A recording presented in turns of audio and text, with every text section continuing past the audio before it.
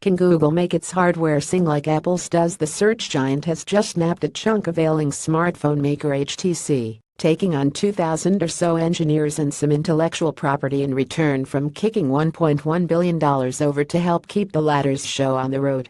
HTC once made a noise with its smartphones, only to join the growing list of manufacturers that have faded into irrelevance. Some analysts have been rather scratching their heads over the precise detail of what it is. Alphabet, the holding company for Google, but a name almost no one bothers to use, has bought. But there is no doubt about its aims. Google wants to make a noise with its devices, and it wants to do the work in-house, rather than contracting WTH outsiders, as it has done before. If it can do that, it will be able to draw more people into its tech ecosystem, so it can mine their data to customize ads to them and flog them other services, while it's at it. Analysts don't really expect to see the company trying to mimic Apple, which keeps tight control of its operating system and the technology that runs on it. Android, which is used by a bewildering array of devices, will likely remain available for use by the wider market. But you might expect to see Google seeking to grab a competitive edge for future Pixel phones by using them to debut and showcase innovations. It faces a double challenge, however.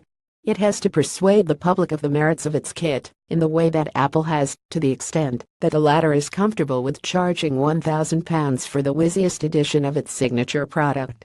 But before that can happen, it also has to make its new engineers feel loved.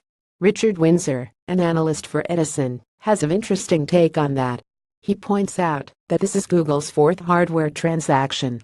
The earlier ones included Motorola's smartphone business, which was then flipped to Chinese outfit Lenovo, less some patents Google wanted. There was also Nest Labs' Wi-Fi-enabled thermostats, smoke detectors and security equipment, and Dropcam Wi-Fi video streaming cameras. A diverse bag of companies, but Mr. Windsor notes something in common with all three deals.